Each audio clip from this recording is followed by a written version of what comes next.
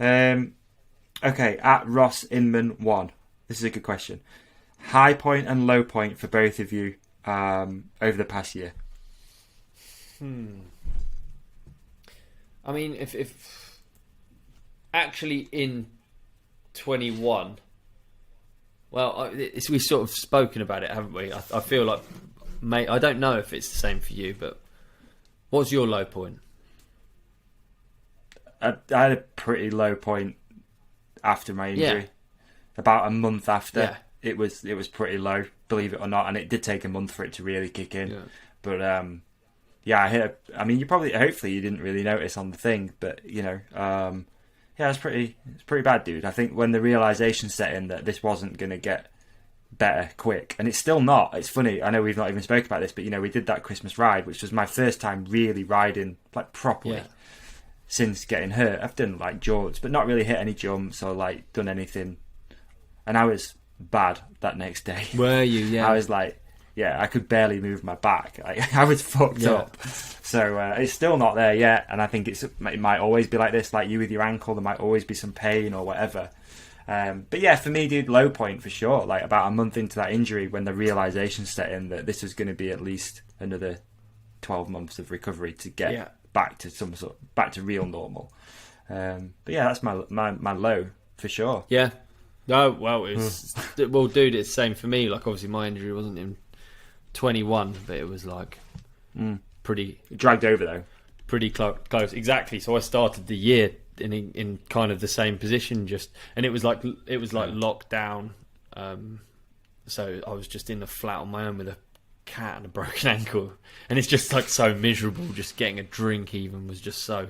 When you actually think about what you got up to, you're just like, fuck, dude. I did like really the first month just on my own in a flat, doing what?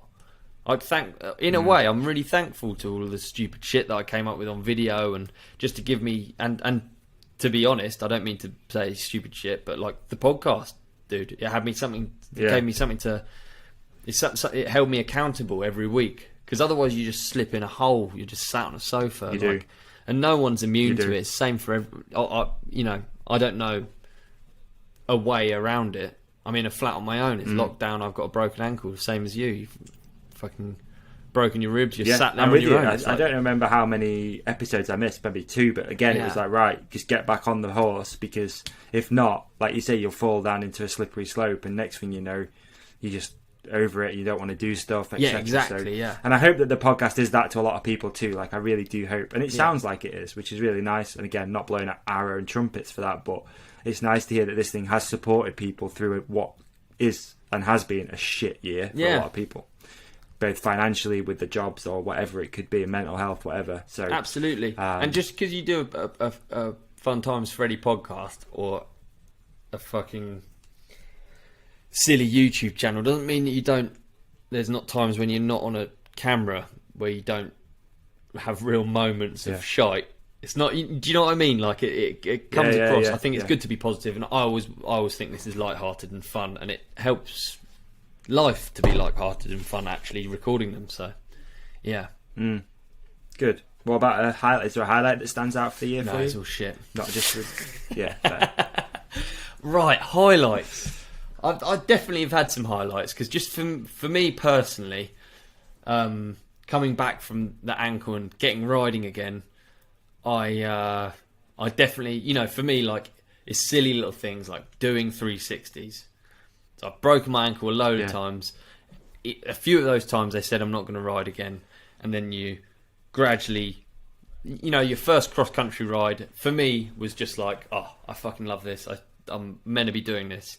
And then gradually getting more and more confident and riding. It does take a long time, and then just doing 360s, backflips, and then actually doing gnarly stuff, and then going full pace. That I don't take any of that for granted. I really, really.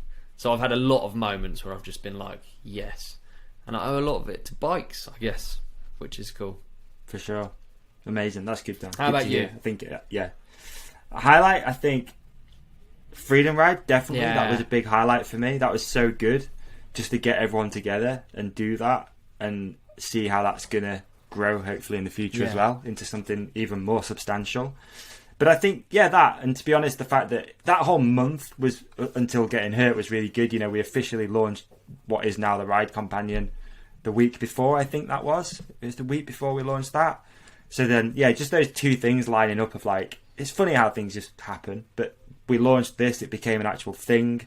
You know, we've sort of, obviously we've been doing the Lockdown Companion, hadn't we, for 18 months before, and then Where's Ollie started, and that was like, wow, this is going to be sick. And then, you know, we sort of thought, maybe this isn't the right direction for this to go in, but then actually launching this and it having a bit more of a long-term plan, hopefully. It's definitely a highlight, dude. You know, it's something that I've been searching for a while, and I'm happy that we're doing it, and it's dope. But Freedom Ride, that's my 2021 highlight, was Freedom Ride. It was so fun. So fun. We best get planning for 22 then, eh? Yeah, we should really, at some point. No doubt we'll take people along on the planning journey. It won't take long. We could do that in half an episode. Let's plan it next episode. Oh dear.